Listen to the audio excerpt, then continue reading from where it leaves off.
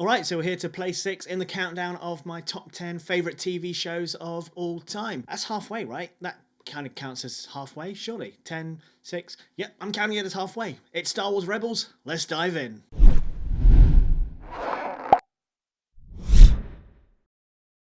Welcome back to Hakuna MaChatter, the diversity in film and TV discussion channel, helping you to better understand the importance of diversity in film and TV. So, Star Wars Rebels, set in between Revenge of the Sith and A New Hope, tells the story of a small band of rebels who, alongside Bail Organa and Mon Mothma, help to build the start of the rebellion. There's kind of that age-old question, isn't there, of what do you prefer, Clone Wars or Rebels? I know a lot of people go for the Clone Wars. It probably is a more interesting time in the Star Wars universe, and also there are characters in there that we already knew and love, as well as introducing new characters in there as well. So there was kind of a bit more going for Clone Wars, and I think that's why I prefer Star Wars Rebels, actually, because introducing completely new characters who we know nothing about gives us something to explore, something to learn, something to take on, makes them expendable, so whenever they're under any kind of threat, it's like, yo, they could actually die at this moment, or, you know, who knows what's going to happen to them, so that brought a nice unique quality to it as well. But what Rebels did really nicely is the way that it explored the Force, and I never really kind of expected it from this show. I thought it was going to be a bit more about the rebellion and the Empire and more maybe the war side of stuff, but that wasn't the case. And so we begin to learn a lot more about, the Force, the Jedi, the Sith. We have Inquisitors who are, I guess, Sith acolytes in a way. They're not really the Sith. The Sith are still Palpatine and Vader, but we have these band of dark side Force users who do all the biddings of Vader. And it was interesting to explore them. I think what was really nice about the Inquisitors is that it meant that our good guys, they had someone to fight who was never going to overpower them, so that later on when bigger known villains did come in, there was kind of a level up there, and we got to see the progression and the growth of our characters through the Force and just their general fighting capabilities. And then we get the Grey Jedi as well, and this was mainly through Ahsoka and the Bendu, this mythical character voiced by legend Tom Baker, by the way, which was awesome. I'm saying this like I really know Tom Baker. I mean, I knew he once played the Doctor, but I've never watched old Doctor Who, so it's kind of irrelevant where I go the legend Tom Baker. Well, it's not, because I know too many people. We're waffling. But I think what the introduction of Grey Jedi did really well is that it kind of laid bare the foundations for what was going to be explored in the sequel trilogy. I say this like the sequel trilogy was meticulously planned out. Of course it wasn't, but Grey Jedi, or at least the balance within the middle of light and dark, was something that was explored in the sequel trilogy, and Rebels really set us up for that. And also, of course, we're learning about the Force through a new Padawan in Ezra, and within the TV format, with it being more drawn out and taking more time to learn the greater nuances of the Force, we learn a lot more about it as well. You know, with Anakin, Luke and Rey, it's kind of somewhat rushed in a way, especially with Anakin, because, I mean, he is literally thrust into war. Luke takes the time out for the training, and Rey does something similar to Ezra, but Ezra laid the foundations for that, and flittering between the light and the dark, he began to explore all sides of the Force before settling on the one that he wanted, in the end it being the light side of the Force. Oh yeah, sorry, also spoilers, like I'm just going to talk about shit that happens in these TV shows, and you kind of have to live with that because it's my favourite countdown list, so why would I not talk spoilers? Due to where Rebels is in the timeline of Star Wars, it meant that we got a great crossover of prequel characters, of Clone Wars characters, and of original trilogy characters as well. Alright, let's move into the actual crux of this video, where I talk about my favourite season, my favourite episode, my favourite character, Thrawn, and the show's diversity. Okay, so favourite season is season 2. As I said, like, season 2 levels up. It's crazy. Our characters have so much more to deal with. Kanan, Ezra, Hera, Sabine, Zeb, Chopper. Like, it is on like Donkey Kong for them. They have to face Darth Vader. Like, that's everyone's worst nightmare, is to face down Darth Vader, right?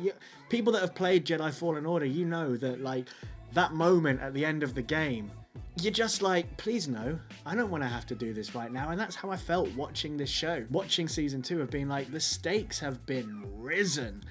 They were medium rare. Now the stakes are well done. It was insane. And when we get to that, the big end confrontation where Ezra, Kanan, and Ahsoka, well, Kanan and Ahsoka go off to save Ezra from Maul, and Ezra and Maul have gone to the Sith temple, and then the Inquisitors and Vader turn up trying to grab this Sith holocron, and you're like, woo, what is going to happen? We see Ezra, who's just so new to the Force, connecting to the dark side, finding reasoning, finding a path within it, and you're kind of like, whoa, is our lead guy going to go down the same route as Anakin here? Like, what's going on? We see Maul's kind of playing both sides, like he has his agenda, but he knows that he needs Ezra to get him there, and he's very cunning.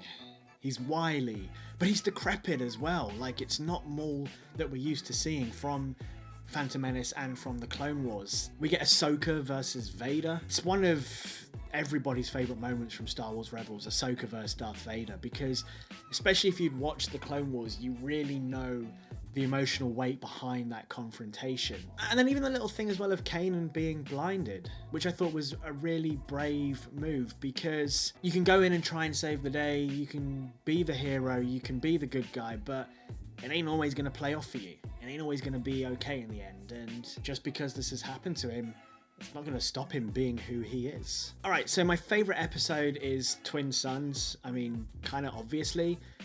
We have the final confrontation between Obi-Wan and Darth Maul. I think what really sealed it for me was the revelation that Obi-Wan believes Luke to now be the chosen one. I actually had to pause and rewind that moment. It was one of those moments in film and TV where you're like, hang on a minute, do you just, what? And I think this is what Rebels was really brave at doing. It wasn't scared to rewrite narratives. It wasn't scared to go deeper into things that we haven't before, you know, with the episode in season 4, World Between Worlds, where we see that through the Force you can travel through time. Everyone's talking about how Force healing's a stupid power to have. I'm sorry, Ezra traveled through time and saved Ahsoka through time travel in Star Wars. Just let that one sit. Alright, favourite character. Grand Admiral Thrawn. My gosh, this guy, he is cool, he is calm, he is collected, and what is fascinating is that he wants to learn about his opponents. He wants to know them. He wants to know their history. He wants to know their strategies. He looks at artwork and he can tell how someone is going to fight against him. He is the most compelling Imperial officer. Maybe even Imperial. I question if I like him more than Darth Vader. I don't know. But, you know, having watched him in Rebels, I immediately went off and read the new canon Timothy Zahn books, Thrawn Alliances, and Thrawn Treason, and I will pick up Timothy Zahn's old Thrawn trilogy, which of course is now part of Star Wars Legends, because Thrawn will forever now be, I think, in my top 10 list of Star Wars characters. Probably in my top 5. Probably my favourite villain? I think so. Thrawn came in and just changed the face of Star Wars Rebels, changed the villainy of Star Wars Rebels. It was no longer just kind of doing things for evil's sake. It felt like he had a purpose. It felt like he had something driving him, even though we didn't necessarily learn whatever that was. Okay, so let's move on to the diversity of Rebels. Now, like what I said in my video about the Clone Wars, and just kind of like with any animation really, it's really hard to discuss race diversity unless the animation is specifically talking race, I feel. I don't know, and especially in the Star Wars universe as well, because there are so many alien races and etc, etc. I know I talk about race diversity in Star Wars in this video right here, so maybe check that instead. That will be easier. So instead I'll go straight into talking gender diversity, and in Star Wars Rebels, the characters of Hera, Sabine, and Ahsoka really just lead gender diversity with aplomb. Hera might not be the lead character of the show, but she is the captain of the Ghost, the main ship we have throughout this show, and she later becomes a general within the rebellion, leading the Phoenix Squadron. Sabine is a Mandalorian, and she begins the reuniting of the Mandalorian families after the Clone Wars and the rise of the Empire, and she helps them to free the planet from Imperial rule. And Ahsoka is there to help the initial build of the rebellion, as well as face off with some of the larger threats like the Inquisitors and with Vader. Star Wars has always had strong female characters, and Rebels is absolute testament to this. And if you feel at all that you want to get to know some fresh, strong female characters, then dive in.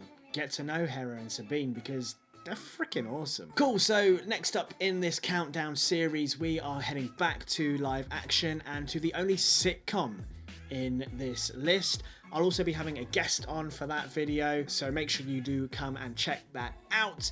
Oh, and don't forget to suit up. Very important. All right, see you then. Hakuna MaChatter.